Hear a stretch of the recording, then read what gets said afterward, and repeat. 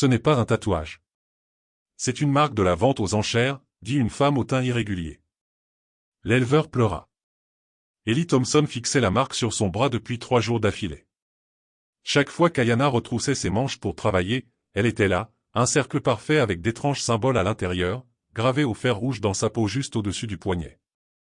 À première vue, cela semblait décoratif, comme les marques tribales qu'il avait vues sur d'autres femmes apaches. Mais celle-ci avait quelque chose de différent. De malsain. La façon dont elle la couvrait rapidement quand elle le surprenait en train de la regarder. La façon dont tout son corps se tendait chaque fois qu'il s'approchait trop près de ce bras.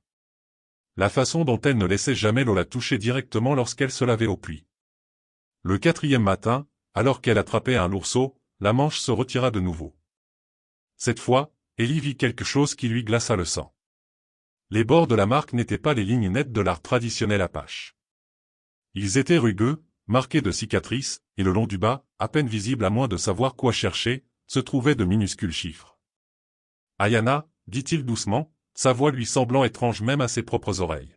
« Cette marque sur votre bras. » Elle cessa tout mouvement, le dos toujours tourné vers lui, le seau à mi-chemin de ses lèvres. « Qu'est-ce que c'est exactement ?» Le silence s'étira entre eux comme une corde tendue sur le point de rompre. Quand elle se retourna enfin, ses yeux contenaient quelque chose qu'il n'avait jamais vu auparavant. Pas de la colère, pas de la peur, quelque chose de plus profond, quelque chose qui avait été enfoui pendant des années. « Vous pensez que c'est une décoration ?» dit-elle, sa voix à peine plus forte qu'un murmure. « Vous pensez que mon peuple a choisi ça ?» Ellie hocha lentement la tête, confus par le changement soudain de son ton. « Ce n'est pas un tatouage, Monsieur Thompson. » Elle posa le seau avec un soin délibéré.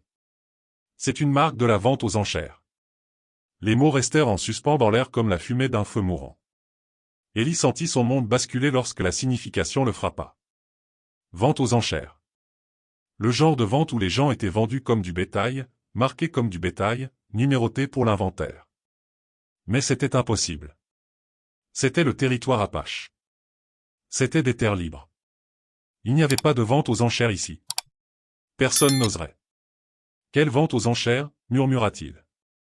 Les yeux d'Ayana s'emplirent de quelque chose qui aurait pu être des larmes, mais sa voix resta ferme comme l'acier. Celle que votre ville organise à chaque pleine lune, Monsieur Thompson. Celle devant laquelle vous passez à cheval depuis 2 ans sans jamais demander à quoi servent vraiment ces enclos derrière le magasin général. Et c'est alors qu'Ellie Thompson réalisa qu'il ne connaissait pas du tout sa propre ville. La tasse de café glissa des mains d'Ellie et se brisa contre le porche en bois. Le liquide sombre s'étala sur les planches usées comme du sang répandu, mais il ne pouvait détacher ses yeux du visage d'Ayana. Ces mots résonnaient dans son crâne. Astérisque celle que votre ville organise à chaque pleine lune, astérisque. C'est impossible, murmura-t-il. Mais alors même qu'il parlait, des fragments de souvenirs commencèrent à s'assembler. Les voyages mensuels en ville qu'il évitait. La façon dont la conversation s'arrêtait quand il entrait dans le magasin général de Murphy certains jours. Les étranges chariots qui traversaient la nuit, leurs bâches de toile cachant la cargaison qu'ils transportaient. Ayana ramassa les morceaux de poterie avec des mains prudentes. Ses mouvements étaient précis et contrôlés. Vous ne vous êtes jamais demandé pourquoi je sursautais quand vous parliez d'aller en ville pendant la pleine lune? Pourquoi je trouvais toujours du travail supplémentaire pour me garder ici ces nuits-là? La gorge d'Ellie était comme du papier de verre. Il repensa au mois dernier, quand il avait suggéré qu'ils aillent tous les deux en ville pour des provisions. La façon dont son visage était devenu pâle, comment elle avait insisté sur le fait que les chevaux avaient besoin de soins. Il avait supposé qu'elle préférait simplement la solitude du ranch. Les enclos, dit-il lentement, derrière le magasin de Murphy. J'ai toujours pensé qu'ils étaient pour les livraisons de bétail. Un rire amer s'échappa de ses lèvres. Ils sont pour le bétail, Monsieur Thompson. Simplement pas le genre que vous imaginiez. Le soleil du matin semblait plus froid maintenant, projetant de longues ombres sur le ranch.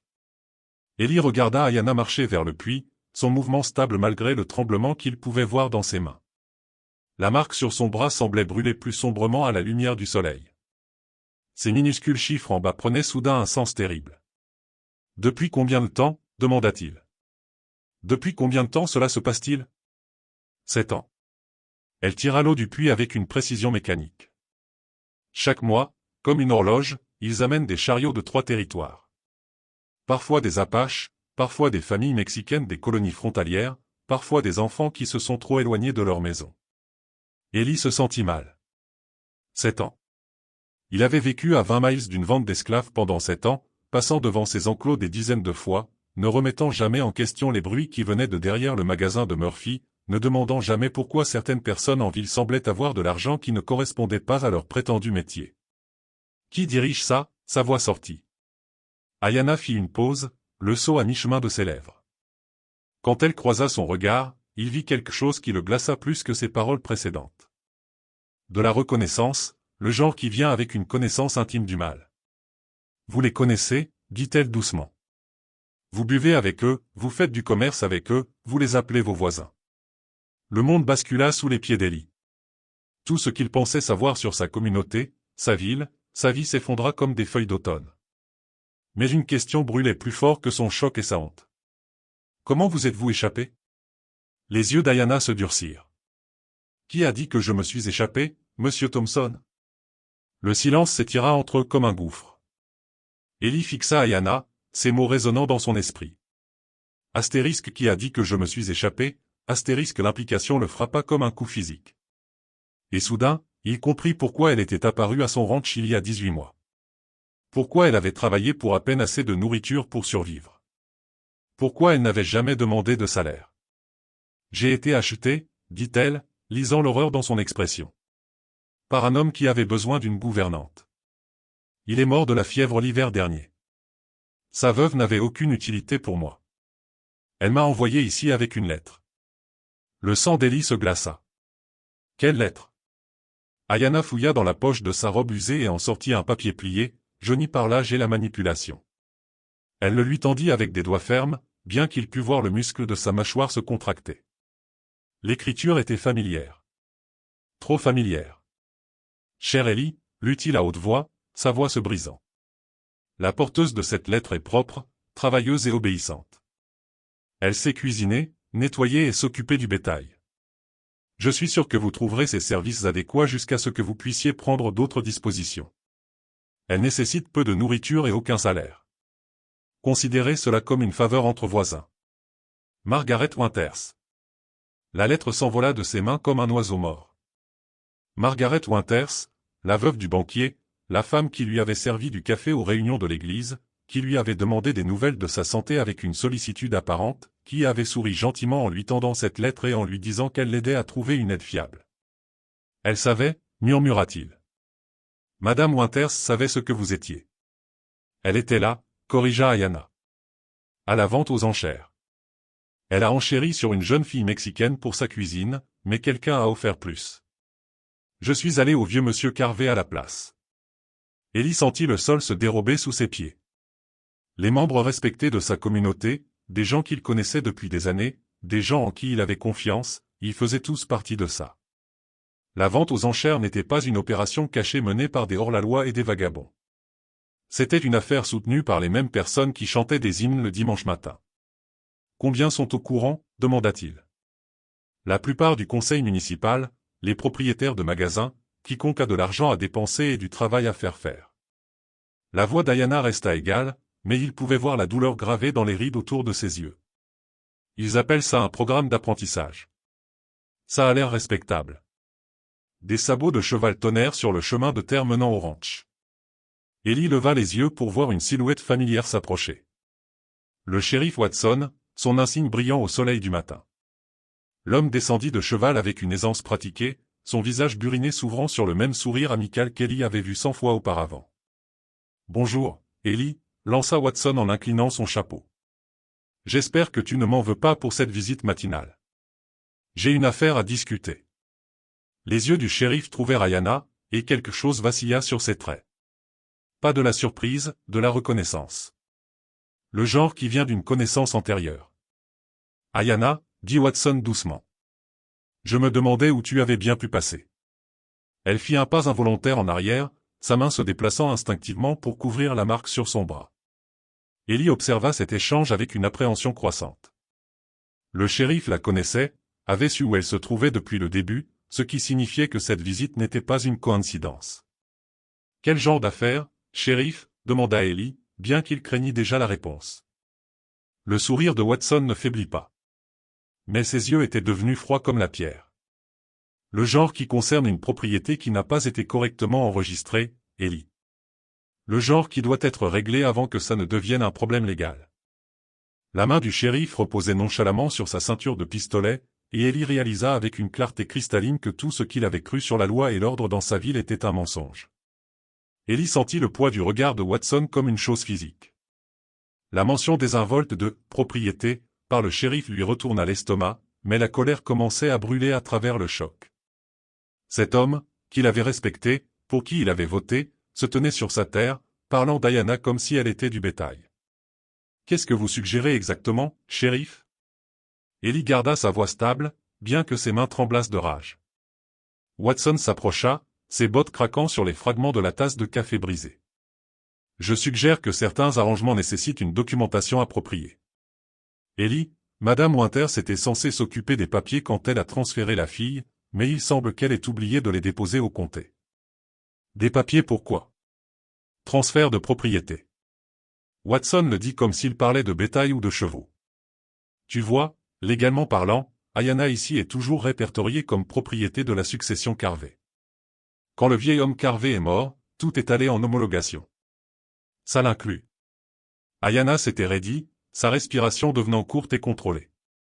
Ellie remarqua comment elle se positionnait derrière le puits, mettant la structure de pierre entre elle et le shérif.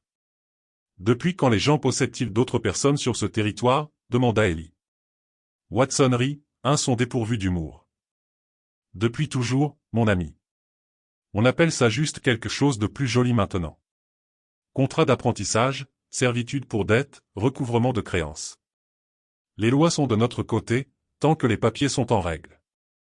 Et si quelqu'un refuse d'honorer ses contrats, eh bien, ce serait du vol de propriété de valeur.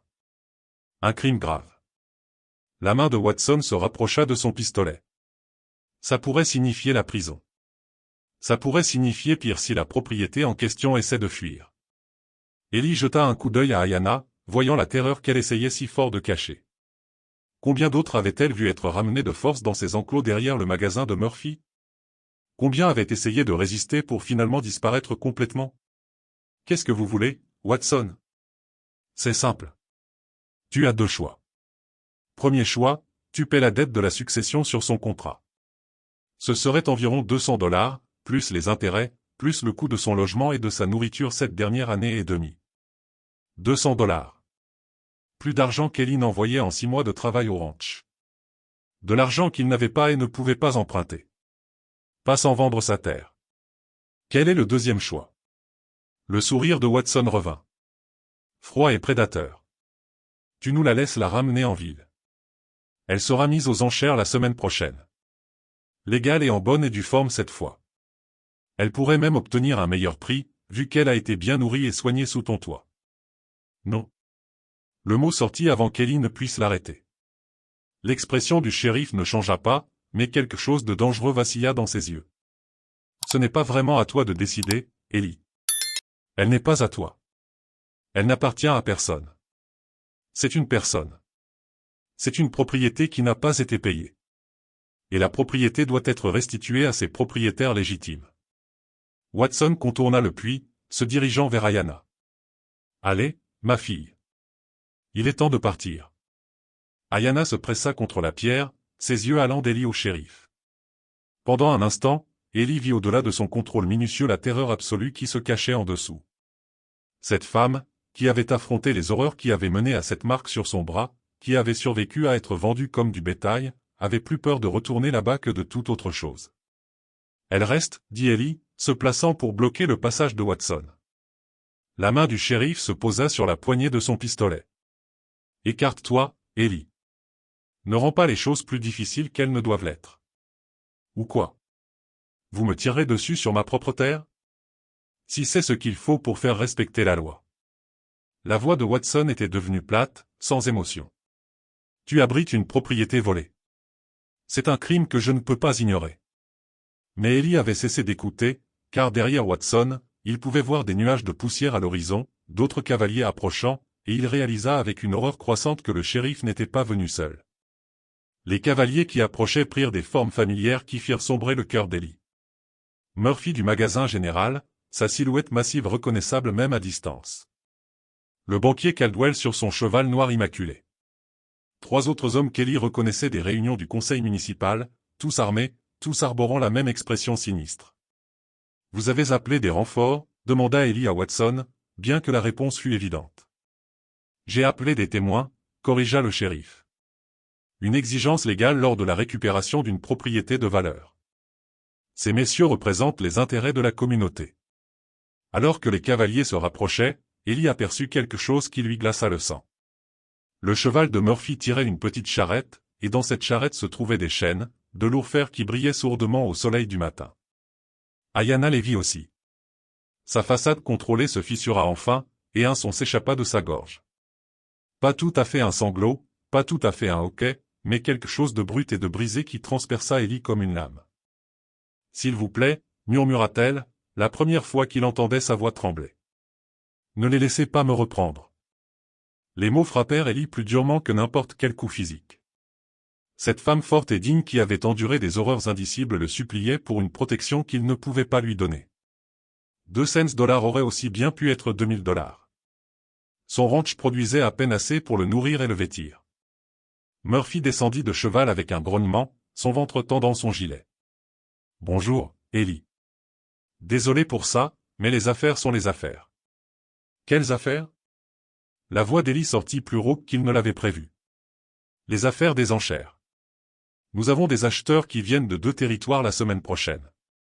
Des mineurs d'argent mexicains qui cherchent du personnel de maison. Ils paient le prix fort pour des travailleurs formés. » Murphy fit un geste vers Ayanna comme s'il évaluait un cheval. « Elle rapportera un bon prix, surtout avec ce joli visage. Elle n'est pas à vendre. » Caldwell le banquier pressa son cheval plus près. « En fait, si. Les documents légaux montrent un transfert de propriété clair de la succession Carvey à quiconque paie la dette en cours. Tu paies, elle t'appartient. Tu ne paies pas, elle va aux enchères. Je n'ai pas l'argent. Alors tu n'as pas le choix. » La voix de Caldwell ne contenait aucune sympathie. Le shérif Watson a l'obligation légale de récupérer une propriété volée. Ellie regarda ces hommes qu'il connaissait depuis des années. Murphy, qui lui avait vendu des fournitures et demandé des nouvelles de sa santé. Caldwell, qui l'avait aidé pendant les saisons maigres avec des conditions de paiement flexibles. Des hommes avec qui il avait partagé des verres, qu'il avait invités aux célébrations de la ville, qui semblaient être des êtres humains décents. « Depuis combien de temps faites-vous tout ça ?» demanda-t-il. « 7 ans, dit fièrement Murphy. Depuis que le gouvernement territorial a commencé à fermer les yeux. De bonnes affaires. Tant que tu restes discret et que tu gères bien les papiers. De bonnes affaires, répéta Ellie, un goût de bile dans la bouche. Vendre des gens comme du bétail. Vendre des contrats de travail, corrigea Watson. De la servitude pour dette parfaitement légale. Ces gens ont des dettes envers la société, leur famille, des circonstances indépendantes de leur volonté. Nous leur fournissons travail et logement en échange de leurs services. Quelle dette a-t-elle ? Ellie fit un signe de tête vers Ayanna. Les hommes échangèrent des regards. Finalement, Murphy prit la parole. Son peuple a attaqué une colonie il y a 2 ans. Volé des chevaux, brûlé des bâtiments. Elle a été capturée lors des représailles de l'armée. Je n'étais pas là, dit doucement Ayanna. Je cueillais des plantes médicinales avec ma grand-mère. À 3 jours de cheval de toute colonie. Ça n'a pas d'importance, dit Watson. Apache c'est Apache. La dette de son peuple devient sa dette. La cruauté désinvolte de la chose stupéfia Ellie. Coupable par association pour des crimes qu'elle n'avait jamais commis. Vendue pour payer des raids auxquels elle n'avait jamais participé. Marquée au fer comme du bétail et passée de propriétaire en propriétaire sur la base de paperasse et de préjugés. Le temps est écoulé, Ellie, dit Watson en sortant son pistolet. Écarte-toi ou je te ferai bouger. Mais alors que le shérif levait son arme, Ayanna s'avança. La terreur était toujours dans ses yeux. Mais à côté, il y avait autre chose. De la résignation, peut-être ? Ou peut-être juste l'épuisement de porter ce fardeau seul depuis si longtemps. « Attendez, dit-elle, et sa voix porta à travers la cour du ranch avec une force inattendue. Avant que vous ne me rameniez, Monsieur Thompson mérite de connaître toute la vérité. » Elle se tourna pour faire face directement à Ellie, et quand leurs regards se croisèrent, il vit des profondeurs de douleur qu'il n'aurait jamais imaginées possibles. « Vous avez posé des questions sur ma marque, dit-elle. Vous pensiez que c'était une décoration. » Ayanna retroussa complètement sa manche, exposant la totalité de la marque sur son bras. Dans la lumière crue du matin, chaque détail devint clair. Les bords rugueux et brûlés, les cicatrices délibérées, les petits chiffres gravés sous le symbole principal. Mais c'est ce qu'elle dit ensuite qui brisa quelque chose de fondamental à l'intérieur de la poitrine d'Ellie. « Ce n'est pas un tatouage, dit-elle, sa voix portant à travers le ranch silencieux. C'est une marque de la vente aux enchères. » Les mots restèrent en suspens dans l'air comme un poids physique. Ellie fixa la marque.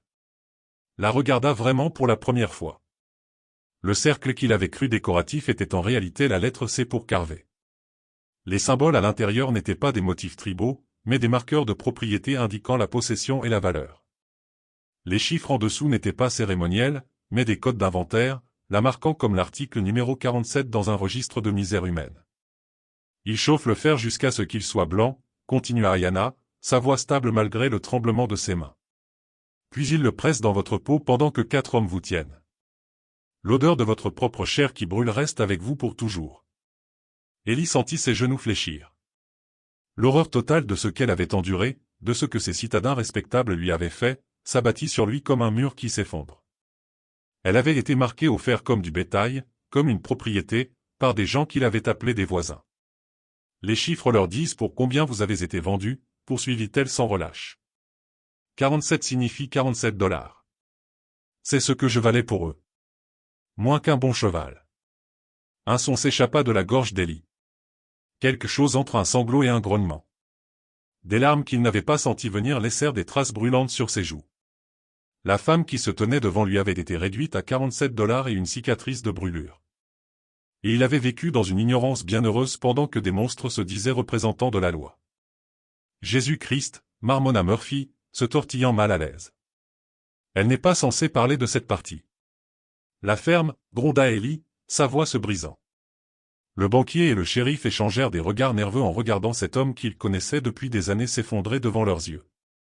Le pire, dit Ayanna, regardant directement Ellie, ce n'est pas la douleur. C'est de savoir que tous ceux qui voient cette marque sauront exactement ce que vous êtes. Ce qui vous a été fait, ce que vous valez. Ellie essuya ses yeux avec des mains tremblantes. Mais les larmes continuaient de couler. Chaque fois qu'il l'avait vue couvrir cette marque, chaque fois qu'elle avait tressailli sous son regard, chaque moment de honte qu'elle avait porté, tout prenait sens maintenant. Elle ne cachait pas une décoration. Elle cachait la preuve de sa déshumanisation. Ça suffit, claqua Watson, clairement mal à l'aise de la façon dont cette révélation affectait Ellie. Il est temps de partir, ma fille. Mais Ellie s'avança, se plaçant carrément entre le shérif et Ayanna. Quand il parla, sa voix portait une rage si pure et froide qu'elle fit faire un pas en arrière involontaire aux hommes armés. Non, dit-il. Vous ne l'emmènerez nulle part. Ellie, sois raisonnable, commença Caldwell. Raisonnable? Le rire d'Ellie fut aussi dur que du verre brisé. Vous avez brûlé un numéro dans la peau d'un être humain, et vous voulez que je sois raisonnable? Watson leva son pistolet. Dernier avertissement, Ellie. Écarte-toi ou subis les conséquences. Ellie regarda l'arme pointée sur sa poitrine. Puis les chaînes dans la charrette de Murphy, puis le visage d'Ayanna, fier malgré tout, terrifié malgré son courage. Je paierai la dette, dit-il doucement. Tu n'as pas l'argent, souligna Caldwell. Le sourire d'Ellie était terrible à voir. Non, mais je sais où le trouver. Les hommes regardèrent Ellie avec un malaise croissant alors qu'il se dirigeait vers sa maison. Ses larmes s'étaient arrêtées, remplacées par quelque chose de bien plus dangereux. Un calme déterminé. Quand il sortit de la cabane, il portait une sacoche en cuir et un morceau de papier qui fit blêmir le visage de Caldwell. « Qu'est-ce que c'est » exigea Watson. « Un document de prêt » dit Ellie en dépliant le papier. « Signé par chaque homme présent ici. Caldwell, tu m'as prêté 50 $ au printemps dernier pour les semences. Murphy, tu m'as accordé un crédit pour des fournitures. Watson, tu t'es porté garant de mon caractère auprès de la banque territoriale. Et alors, fanfaronna Murphy, bien que sa confiance fût clairement ébranlée. Alors, vous avez tous exploité une traite d'esclaves illégale sur des terres territoriales, en violation de la juridiction fédérale. Ellie sortit à un signe de la sacoche. Pas l'étoile en étain du shérif local que portait Watson, mais un signe entièrement différent. Un qui fit reculer les 5 hommes. US Marshal Ellie Thompson, dit-il doucement. J'enquête sur des rapports de traite d'êtres humains dans ce territoire depuis 6 mois. Le silence qui suivit fut assourdissant. La main de Watson tenant le pistolet tremblait alors que l'implication faisait son chemin. Un marshal fédéral avait vécu parmi eux, documentant leurs crimes, rassemblant des preuves. C'est impossible, murmura Caldwell. Tu n'es qu'un éleveur. Je suis un éleveur. Je suis aussi un officier fédéral travaillant sous couverture. La voix d'Ellie portait maintenant le poids d'une autorité absolue. Chaque transaction, chaque vente aux enchères, chaque document falsifié, tout a été enregistré et signalé au gouverneur territorial. Murphy laissa tomber les chaînes de sa charrette avec un cliquetis. Attendez un peu, Marshal. On peut s'arranger. La seule chose qui va être arrangée, c'est la libération immédiate d'Ayana et l'arrestation de toutes les personnes impliquées dans cette opération. Ellie se tourna vers Watson. Lâchez votre arme, shérif. Vous êtes en état d'arrestation fédérale pour traite d'êtres humains, complot et violation de la loi territoriale. Le visage de Watson était devenu gris, mais son pistolet restait pointé sur Ellie. Vous ne pouvez rien prouver. Parole contre parole. En fait, si. Ellie fouilla de nouveau dans la sacoche et en sortit un petit journal. Nom, date, montant payé, numéro d'inventaire, tout. Il l'ouvrit à une page au hasard et lut à haute voix. 15 juillet, femme Apache, environ 25 ans, vendue à William Carvey pour $47. Marqué offert avec la marque de propriété. Témoin présent, shérif James Watson, banquier Robert Caldwell, propriétaire de magasin Sean Murphy. L'entrée du journal correspondait parfaitement à l'histoire d'Ayana, jusqu'au prix de $47 et au marquage. La main de Watson tenant le pistolet vacilla alors qu'il réalisait que sa propre signature figurait probablement sur des dizaines de documents similaires. 6 mois de preuves, continua Ellie. Acte de vente, témoignage, registre financier montrant où l'argent est allé. L'armée territoriale est déjà en mouvement pour fermer des opérations dans 3 autres villes menant des combines similaires. Caldwell émit un son étranglé. Nous allons tout perdre. Nos commerces, nos maisons.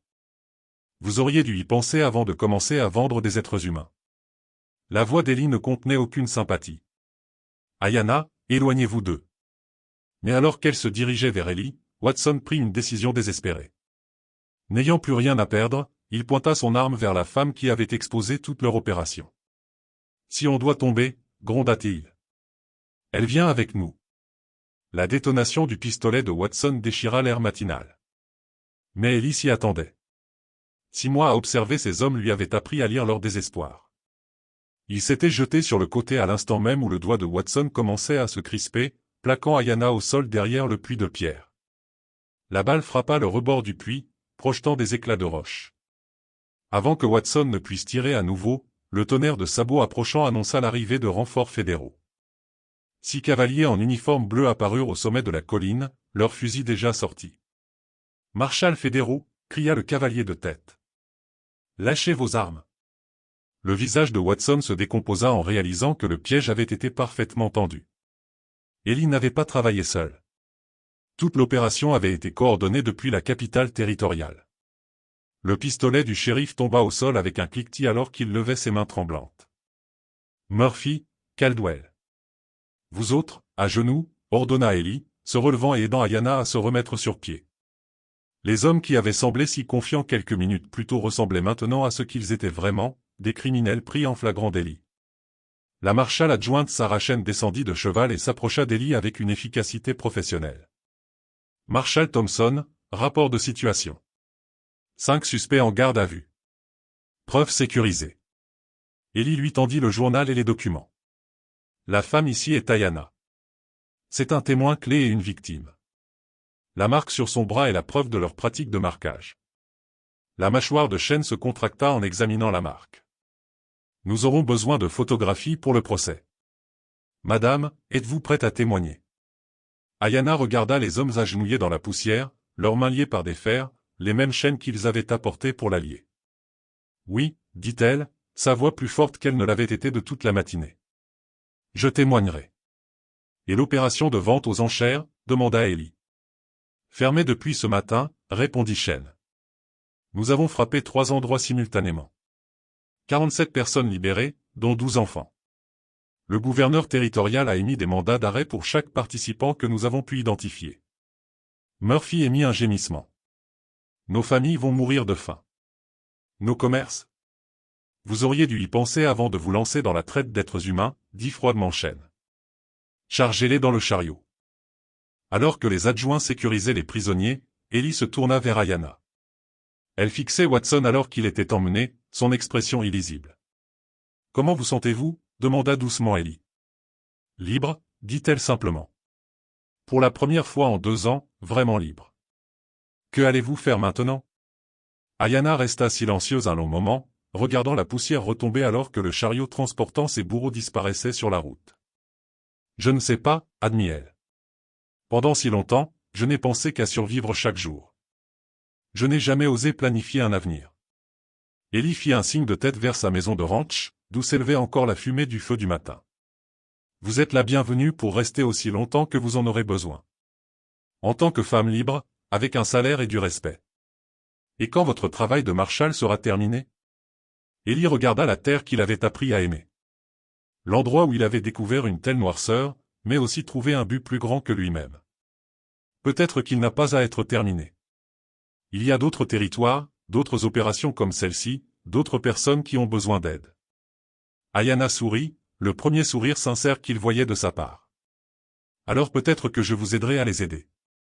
3 mois plus tard, Ellie se tenait dans le palais de justice territoriale, regardant le juge Harrison prononcer les peines finales. Watson écopa de 20 ans dans une prison fédérale. Caldwell et Murphy prirent 15 ans chacun. Les autres hommes reçurent des peines variables, mais tous passeraient un temps considérable derrière les barreaux pour leurs crimes contre l'humanité. Ayanna était assise dans la section des témoins, son témoignage ayant été crucial pour obtenir les condamnations. La cicatrice sur son bras ne disparaîtrait jamais, mais elle la portait maintenant ouvertement, non pas comme une marque de honte, mais comme une preuve de sa survie et de sa force. La Cour déclare les accusés coupables de traite d'êtres humains, de complot et de violation de la loi fédérale, annonça le juge Harrison. De plus, tous les actifs dérivés de cette opération illégale seront saisis et utilisés pour fournir des réparations aux victimes. À l'extérieur du palais de justice, la marshal adjointe Chen s'approcha d'eux avec des papiers officiels. « Ayanna, ceci officialise les choses. Vous êtes une citoyenne libre avec tous vos droits légaux. Votre service en tant que témoin dans cette affaire vous a également valu une citation fédérale. »« Qu'est-ce que ça veut dire » demanda Ayanna. « Ça veut dire que vous êtes une héroïne » répondit Chen. « Votre courage en témoignant nous a aidé à fermer des opérations similaires dans 3 territoires. 47 personnes sont libres parce que vous avez parlé. 47 personnes. Le même nombre qui avait été marqué au fer sur son bras, représentant maintenant des vies sauvées plutôt que des dollars payés. Marshal Thompson, continua Chen, votre prochaine mission est arrivée de Washington. Des rapports d'opérations de traite près de la frontière du Colorado. Ça vous intéresse? Ellie regarda Ayanna, qui hocha la tête presque imperceptiblement. Seulement si ma partenaire peut venir avec moi. Partenaire? Ayanna connaît ses opérations mieux que n'importe quel agent fédéral. Elle peut repérer les signes, identifier les victimes, comprendre leurs peurs. Je veux qu'elle soit officiellement nommée consultante spéciale. Chen sourit. Je ferai la recommandation. Le gouvernement territorial est très intéressé à prévenir de futures opérations. Alors qu'il s'éloignait du palais de justice, Ayanna s'arrêta sur les marches. Le regrettez-vous parfois? Avoir abandonné votre vie tranquille de rancher? Ellie considéra sérieusement la question. Je pensais vivre paisiblement, mais je vivais simplement dans l'ignorance. La vraie paix vient du fait de savoir qu'on fait quelque chose qui compte. Et le ranch est toujours là, toujours à moi, mais maintenant il sert un but différent. Ellie ajusta son insigne de marshal, son poids lui étant familier. Maintenant, nous avons un endroit où amener les victimes pendant qu'elles se remettent. Un endroit sur où elles peuvent se souvenir de ce qu'est la liberté. Ils montèrent à cheval et se dirigèrent vers l'ouest, vers le Colorado et les opérations qui pourraient les y attendre. Derrière eux, la ville qui avait autrefois accueilli des ventes d'esclaves mensuelles apprenait à fonctionner sans son plus sombre secret. De nouvelles entreprises ouvraient, dirigées par des gens qui comprenaient qu'une prospérité bâtie sur la souffrance n'était pas une prospérité du tout. En chevauchant, Ayanna retroussa sa manche pour laisser le soleil frapper la cicatrice sur son bras. La marque serait toujours là, mais sa signification avait complètement changé. Autrefois marque de propriété, elle était maintenant un symbole de justice rendue et de tort réparé. « Que pensez-vous que nous trouverons au Colorado ?» demanda-t-elle. « Des gens qui ont besoin d'aide, » répondit Ellie. « Des gens qui méritent la justice. Et nous la leur donnerons. » Ellie toucha son insigne, puis regarda la femme qui chevauchait à ses côtés. Non plus une victime, mais une partenaire dans la lutte pour la justice. Chaque fois, ils chevauchaient vers l'horizon, deux âmes transformées par la vérité et unies dans un même but, portant l'espoir à ceux qui l'avaient oublié. Si vous avez aimé cette histoire, cliquez sur la vidéo sur votre écran maintenant pour regarder un autre conte inoubliable où la justice et le courage se heurtent de manière que vous n'auriez jamais imaginé. N'oubliez pas de vous abonner et d'envisager un super chat pour nous aider à continuer à vous apporter plus d'histoires comme celle-ci. Votre soutien est tout pour nous.